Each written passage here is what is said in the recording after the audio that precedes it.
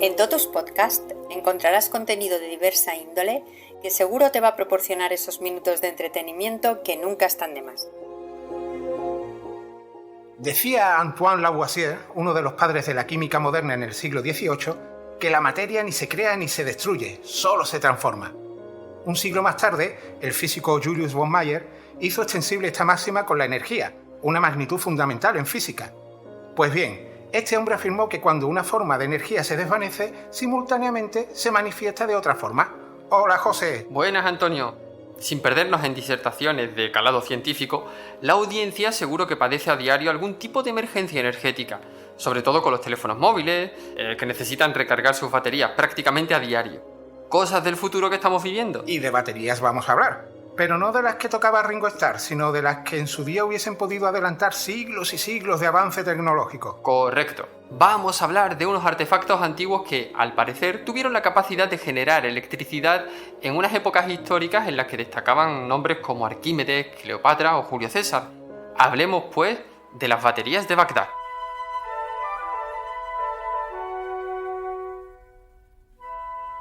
Pues tal y como acaba de decir José, hoy vamos a hablar de un descubrimiento que hizo un arqueólogo en Bagdad, allá por el año 1936, concretamente en la zona de Qujut Rabu, al sureste de la capital de Irak. Lo que parecían ser unas simples vasijas de arcilla revelaron en su interior algo que desconcertó a los expertos. No tenía restos de comida. Lo que sí tenía era una sospechosa barrita de hierro que, a su vez, estaba rodeada por un cilindro de cobre.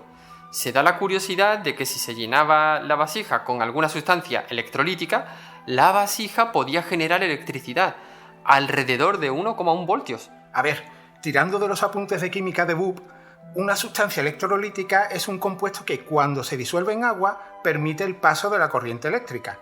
Teniendo en cuenta que esas vasijas de arcilla podían ser del siglo III a.C., ¿ya sabían lo que eran cationes, aniones y todas esas cosas que tanto nos costó aprobar en su día? ¡Que va, hombre! Los términos catión y anión se incorporaron al glosario electroquímico en el año 1834 por un tal Michael Faraday de no sé qué. Seguro que te suena a ti mejor que a mí. Algo me suena, sí. Inventó una jaula muy peculiar. Es el de la jaula. Pero a ver, volviendo al tema. ¿Cómo podían generar electricidad aquellas vasijas sin una sustancia electrolítica? Porque las sustancias electrolíticas se encontraban en cosas cotidianas que existían por aquel entonces. Piensa en la sal, por ejemplo. Y en el caso de estas vasijas, había una sustancia electrolítica que sí las hacía funcionar. El vinagre. Acabáramos. ¿Consiguieron hacerla funcionar? Porque recordemos, estamos hablando de objetos de siglos antes de Cristo. Y de poco después. Pues en teoría, la estructura es compatible con la de una pila. Y según los expertos, si aquellas vasijas estuviesen llenas de vinagre o incluso de jugo de limón, se produciría una reacción química que genera una pequeña corriente eléctrica. ¿Entonces ya usaban electricidad en aquella época? Esa es la gran pregunta, Antonio. Las personas que se han dedicado a investigar este tipo de descubrimientos, al menos las más apasionadas, piensan que sí, e incluso mencionan evidencias para respaldar esta teoría. Vamos, que la revolución industrial podría haber llegado 18 siglos antes. Me da por imaginar en qué punto estaría actualmente la tecnología si por aquel entonces se hubiese avanzado en el conocimiento del uso de la electricidad, aunque ya sabemos cómo acabaron muchos de los que se dedicaban al rigor de la investigación científica. ¿Para qué servirían esos cachivaches? Una de las posibilidades es que se usase en un proceso de galvanización denominado galvanoplastia. La galvanización, según he leído y resumiendo mal y pronto, sirve para proteger los metales que están sometidos a condiciones ambientales adversas.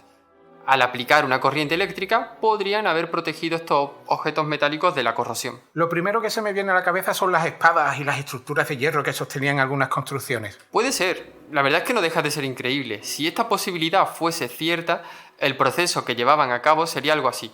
Sumergían el objeto de hierro que querían proteger junto a otro metal como el cobre o la plata en esa solución electrolítica que dijimos antes. Que bien podía ser vinagre o jugo de limón natural. ¿Y qué pasaba después? Lo que sucedía a continuación no te lo podrás creer. Se dice que aquello podría generar una leve corriente eléctrica que provocaría que las partículas de cobre o plata se pegasen a la superficie del objeto metálico, cubriéndolo y creando esa capa protectora. Se asegura que, a pesar de lo rudimentario del proceso, con las baterías de Bagdad hubiese sido posible llevarlo a cabo. Pues esta posibilidad demostraría que ya había nociones de principios electroquímicos básicos para esos recubrimientos metálicos.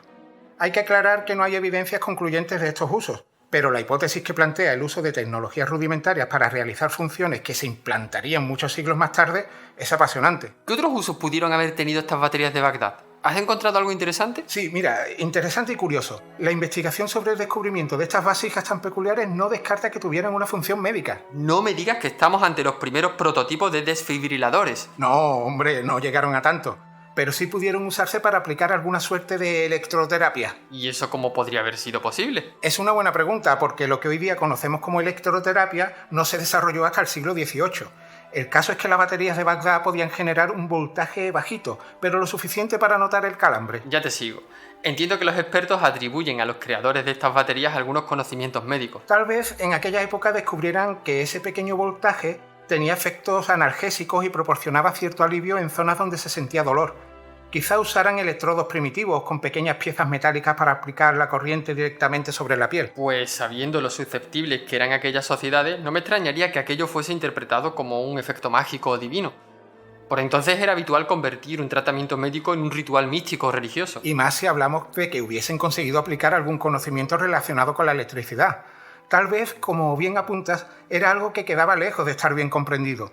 Pero mira, no es descartable que aquellas vasijas pudieran tener los usos que hemos comentado. Incluso hubo investigadores que fueron más allá. Es el caso del experto Wilhelm König, que fue el arqueólogo que las descubrió. Llegó a decir que los egipcios usaban este tipo de vasijas para alimentar luces eléctricas durante la construcción de las pirámides. Vaya. Puestos a teorizar, mira, que no quede. A finales de los años 40 del pasado siglo XX, un ingeniero replicó las vasijas encontradas en Bagdad, las llenó de vinagre y, efectivamente, obtuvo una salida de casi 2 voltios, aunque con una corriente máxima muy baja, aproximadamente una 1/40 parte de la potencia de una pila de los mandos a distancia de los televisores. Y unos años más tarde, otro científico demostró que, utilizando muchos de estos frascos, se podía galvanizar una delgada capa de oro sobre plata, lo que confirmaría lo del proceso de galvanización que expliqué antes. No obstante, hay que decir que otros expertos no se dejaron llevar por la emoción del descubrimiento y plantearon sus dudas acerca del uso de la electricidad en aquella época. Eso es, para muchos de esos expertos existen varios problemas. Para empezar, no se ha encontrado algún sucedáneo de cable, imprescindible para recolectar y conducir la energía producida. Amén de que no existen registros escritos que mencionen el uso de estas extrañas vasijas. También es un problema plantear la vida útil de estos artefactos. Parece que no mereciera la pena el esfuerzo de fabricar una de estas rústicas baterías, dada la dificultad para hacerlas funcionar. Y en caso de que funcionasen, su duración sería mínima. Hay quienes dudan directamente del relato del descubridor Wilhelm König. Hay quienes señalan que no especificó claramente dónde, cuándo ni cómo encontró el artefacto. Y es que, mientras algunos sostienen que el descubrimiento se produjo durante una excavación en 1936, otros opinan que tuvo lugar en 1938 en el sótano del Museo Nacional de Irak. En cualquier caso, es indiscutible que el descubrimiento procedía de esa zona. Lo que planteó más dudas fue la datación, la fecha en la que se supone fueron fabricadas y usadas este tipo de vasijas baterías. Wilhelm König estableció que estos artefactos debían pertenecer a un periodo temporal ubicado entre el 150 a.C. y el 223 d.C., pero investigaciones arqueológicas posteriores la sitúan en torno al 650 d.C. Fue un hallazgo sorprendente que aún hoy día sigue sin estar resuelto. Hay que tener en cuenta que la primera descripción de una batería eléctrica no se realizó hasta el año 1800. ¿A que no sabes quién hizo esa primera descripción? Pues sí que lo sé, listillo. Vengo con la lección bien estudiada. Fue el científico Alessandro Volta. Sí, Volta. El apellido de este señor es el que le dio nombre al voltio y al voltaje. Puede retirarse, tiene un 8. Ahora te pregunto yo.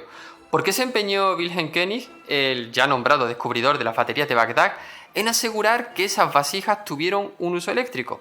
Esta pregunta sí que es para nota, ¿eh? A ver, seguramente llegó a esa conclusión al observar que la vasija tenía por dentro 2 metales con distintos potenciales eléctricos y que otras pruebas advirtieron que el frasco albergó en algún momento vinagre, ese electrolito que mencionaste y que lo activaría, por así decirlo. Lo juntas todo y ¡voilà! ¡Una pila! Pero insistimos, hasta la fecha no se han encontrado registros históricos que respalden esta teoría. Lejos de la teoría de la batería eléctrica, otros expertos aseguran que en realidad esas vasijas eran usadas para guardar pergaminos. Esto es así porque en la misma zona se encontraron vasijas similares. La varilla de hierro no habría tenido un uso eléctrico, sino que simplemente serviría para enrollar el pergamino que luego iría dentro del tubo de cobre. Así es. De hecho, es la hipótesis que tiene más fuerza. De todas formas, no deja de ser fascinante pensar que en aquella época se hicieron los primeros experimentos con electricidad. Por desgracia, aquel descubrimiento de Wilhelm König se perdió, tal vez para siempre, en el año 2003 durante la invasión de Irak. Por eso, hoy día, quien aún sigue investigando el posible uso de estas vasijas usa réplicas, como hizo aquel ingeniero a finales de los años 40 del siglo pasado y que mencionaste antes. Imagina todo lo que hubiese supuesto para el desarrollo de dispositivos eléctricos si se hubiese empezado a avanzar desde esas baterías de Bagdad. Podría haber revolucionado la ciencia y la tecnología mucho antes de la revolución industrial. Imagina instrumentos científicos avanzados, motores eléctricos primitivos e incluso sistemas de comunicación temprana como telégrafos en la Edad Media. Y es que es increíble pensar en las aplicaciones que hubiese tenido y cómo habría afectado a nivel social. Me pregunto cuántas otras tecnologías antiguas se perdieron en el tiempo y cómo habrían podido influir en nuestro presente si no hubieran caído en el olvido. Lo que no cae en el olvido es que debemos terminar este programa. Que hay oyentes que van conduciendo y a estas alturas están cerrando los ojos. Sí, que a mí ya se me está acabando la batería. ¿De Bagdad? De Bagdad de la Buena.